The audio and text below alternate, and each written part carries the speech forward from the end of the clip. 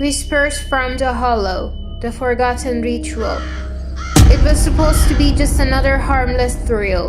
On the last weekend before school started, 5 friends, Jason, Maya, Ellie, Brooke, and Theo, went camping in Black Hollow Forest, a dense, ancient stretch of woods rumored to be cursed. They found a clearing where old ruins stood, crumbling stones marked with strange carvings. Among the ruins, Maya unearthed a small iron-bound box, buried beneath moss and dirt. Inside was a parchment scroll, faded and brittle, covered in symbols none of them recognized, along with a charcoal circle drawn on animal skin. Jason, who had always been obsessed with the occult, was thrilled. "It's a summoning ritual," he claimed. "Let's try it." They laughed it off, but curiosity won. As night fell, they lit 5 candles, sat around the skin, and repeated the strange words Jason read aloud from the scroll. The wind died. The forest went eerily silent.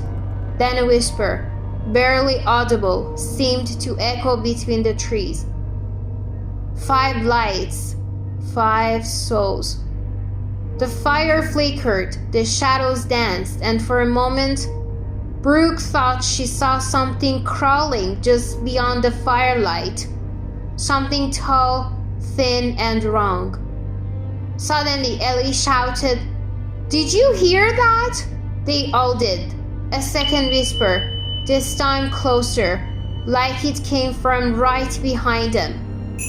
"One must remain. Something comes with them." They broke the circle and stomped out the fire, panicked. Jason tried to play it off, but the fear in his eyes gave him away. They packed up and left the forest that night. Back home, life didn't return to normal.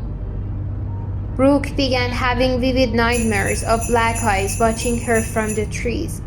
She woke up with leaves in her bed and soil under her nails.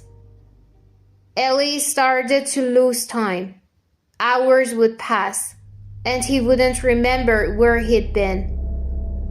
He once woke up in the woods behind his house, barefoot, freezing, and whispering words in a language he didn't know.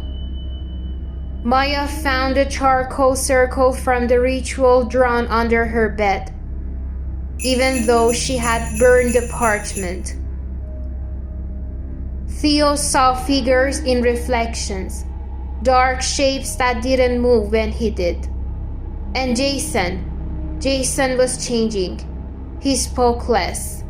His eyes seemed darker. He said he dreamed of the hollow every night, of standing in the circle again, alone, surrounded by voices. They tried to reconnect, to talk it out, but fear and guilt keep them apart. Then Brooke vanished. Her room was untouched, her window locked from the inside, but scorched into her ceiling were the words, "The prize is won." The binding book. Desperate for answers, Maya visited an old bookstore downtown. The owner, a wrinkled old man with cloudy eyes, froze when she showed him a sketch of the ritual circle. "You children opened something," he whispered. "Something old, something angry, a djinn bound in the hollow. It was sealed for a reason." "How do we stop it?" she asked.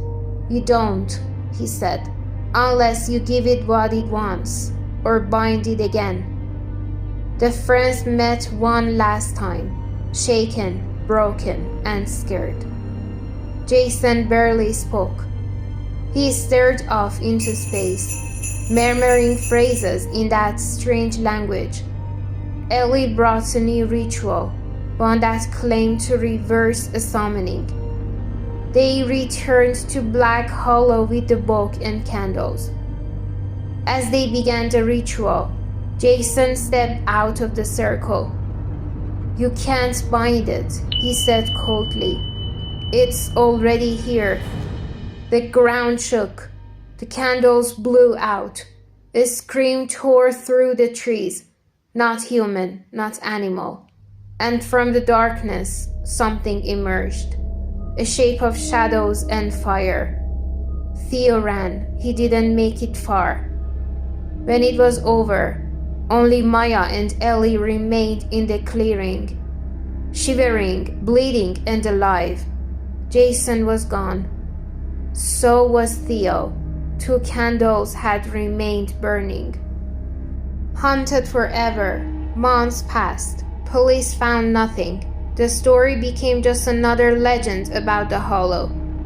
But for Maya and Ellie, it never ended. Ellie began drawing the circle compulsively. He claimed it burned in his dreams. One day, he disappeared too. His house was locked. On the walls, written in charcoal, "To left, the Jinn remembers." Maya moved far away. She told no one what happened, but every year, on the anniversary, a letter arrives. No return address. Only a drawing of the circle and 5 candles. One is always missing. Now only Maya remains. She no longer dreams of the forest. She dreams of fire and of Jason's voice, whispering from the dark.